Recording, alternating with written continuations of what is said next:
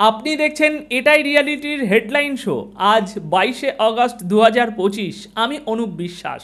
দুনিয়ার সবথেকে বড় নিউজ পোর্টাল ও সংবাদ মাধ্যম থেকে বাছাই করা কিছু গুরুত্বপূর্ণ সংবাদ এখন আপনাদের সামনে তুলে ধরব, যেগুলো আজ সারাদিন আলোচনায় ছিল। দর্শক, আজকের শোতে থাকছে রাশিয়া একসঙ্গে ছুড়ল 574টি ড্রোন আর 40টি ক্ষেপণাস্ত্র, আমেরিকার একটি বড় কারখানা ধ্বংস। এদিকে এলো নতুন করে রোবোটিক যুদ্ধের ঘোষণা। 20 লাখ সৈন্য হারানোর পর ইউক্রেন এবার যুদ্ধের মাঠে নামাচ্ছে হাজার হাজার যুদ্ধ রোবট।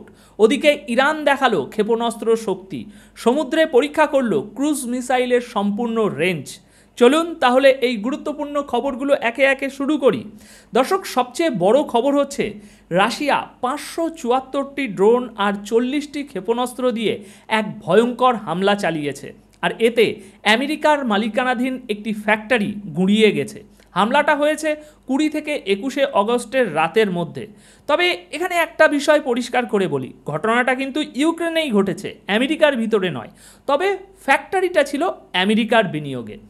এখন এই হামলার পর ইউক্রেনের প্রেসিডেন্ট জেলেনস্কি নিজে সামনে আসেন। তিনি বলেন, এটা ছিল একটা সাধারণ সিভিল কারখানা যেখানে আমেরিকার টাকা বিনিয়োগ করা ছিল। এখানে তৈরি হতো নিত্যদিনের ব্যবহারের জিনিস, কোনো সামরিক সরঞ্জামই এখানে বানানো হতো না। তাহলে এমন একটা জায়গায় এমন হামলা কেন? দর্শক, স্থানীয় প্রশাসনের খবর অনুযায়ী এই হামলায় অন্তত 19 জন আহত হয়েছেন। রিপোর্ট বলছে এক রাতেই রাশিয়া ইউক্রেনের উপর 574টি ড্রোন, ডিকয় আর 40টি ক্ষেপণাস্ত্র নিক্ষেপ করেছে। আর এই সব ঘটেছে এমন এক সময়ে যখন কিছুদিন আগেই মার্কিন প্রেসিডেন্ট ডোনাল্ড ট্রাম্প আলাস্কায় ভ্লাদিমির পুতিনের সঙ্গে বৈঠক করেছেন এক সম্ভাব্য শান্তি চুক্তি নিয়ে। তারপর ওয়াশিংটনে ডেকে পাঠিয়েছেন জেলেনস্কিকে। কিন্তু এত সব আলোচনা চলা সত্ত্বেও যুদ্ধ থামছে না, বরং রাশিয়ার হামলা আরও বেড়েই চলেছে, আগের চেয়ে অনেক তীব্রভাবে। তাহলে নিশ্চয়ই আপনাদের মনে এখন একটা বড় প্রশ্ন ঘুরছে, আসলে এর পর কি হতে চলেছে? রাশিয়া ইউক্রেন যুদ্ধ কি এবার সরাসরি রাশিয়া আর আমেরিকাকে মুখোমুখি সংঘর্ষে নামিয়ে দেবে? ট্রাম্প আর পুতিনের বৈঠক হওয়ার পরও কেন পুতিন হঠাৎ করে এই বিশাল হামলা চালালো? আমি জানি আপনাদের ভিতরে এখনই ইচ্ছা করছে এই নিয়ে একটা বিশ্লেষণমূলক আলোচনা আমরা করি, কিন্তু দর্শক, এই ভিডিওতে আমরা সেই গভীর আলোচনায় যাচ্ছি না, কারণ সেই বড় বিশ্লেষণ আমি নিয়ে আসব আমার পরবর্তী ভিডিওতে। সেখানে বিস্তারিত আপনাদেরকে বলবো কেন পুতিন হঠাৎ এই হামলা চালালো, এর পিছনের মূল কারণগুলো কি, আর এর ফলে এবার কি ঘটতে চলেছে। এই ভিডিওতে আমি আপনাদের সামনে শুধু সবচেয়ে গুরুত্বপূর্ণ হেডলাইনগুলোই তুলে ধরছি।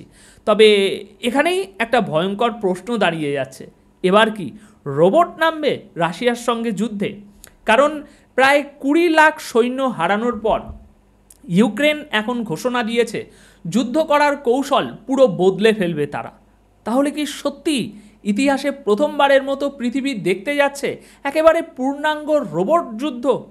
দর্শক, এবার চোখ রাখা যাক রাশিয়ার আরটি নিউজ চ্যানেলের ওয়েবসাইটে প্রকাশিত 21শে আগস্টের রিপোর্ট অনুযায়ী ইউক্রেনের সেনাপ্রধান আলেকজান্ডার সিরিস্কি ঘোষণা করেছেন মানব সৈন্যের ঘাটতি পূরণ করতে এবার সেনাবাহিনী ভরসা করবে রোবোটিক সিস্টেমের উপর।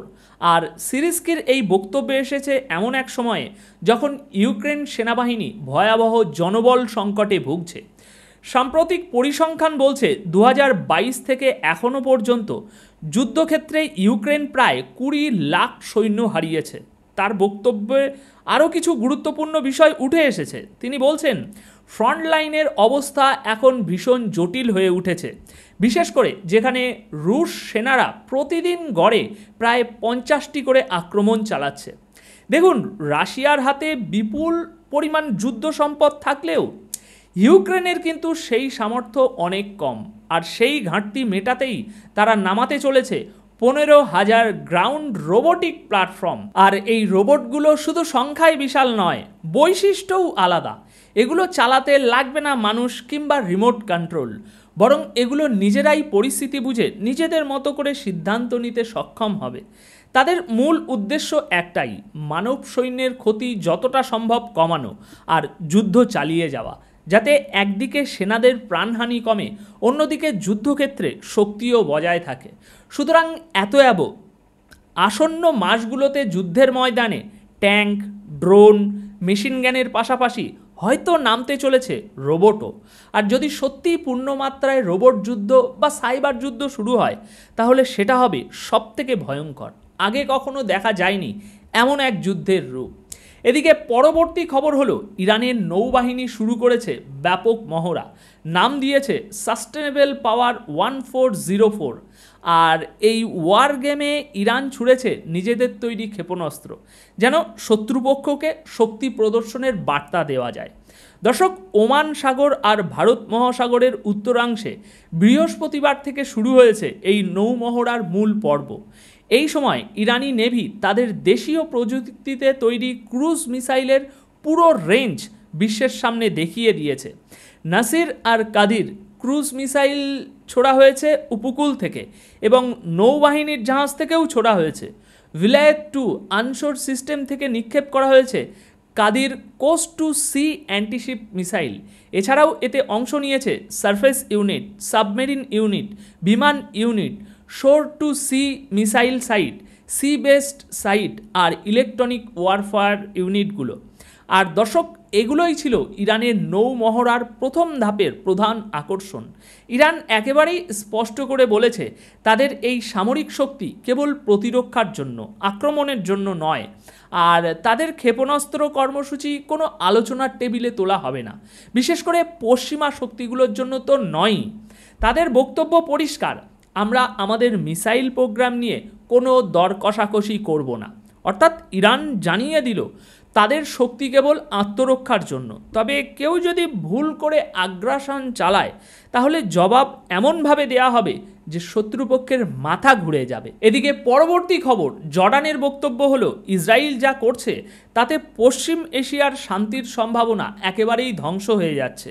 তারা ওয়েস্ট ব্যাংক দখলের কথা বলছে, আবার গাজা সিটি নিয়ন্ত্রণের কথাও বলছে। এতে স্পষ্ট বোঝা যায় আসলে ইসরায়েলের কোনোদিনই শান্তি চাওয়ার ইচ্ছা ছিল না।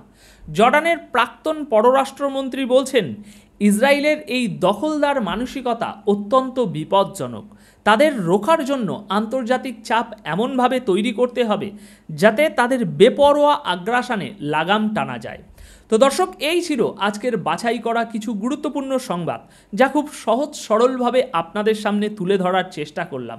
এখন এই প্রতিবেদনগুলো নিয়ে আপনাদের মতামত জানতে চাই। আপনারা কি ভাবছেন অবশ্যই কমেন্ট বক্সে জানাতে ভুলবেন না। আপনাদের প্রতিটি মতামতই আমাদের জন্য মূল্যবান। সামনে আরও নতুন বিশ্লেষণ নিয়ে হাজির হব। সবাইকে অনেক অনেক ধন্যবাদ আমার পাশে থাকার জন্য, এতটা ভালোবাসা দেওয়ার জন্য।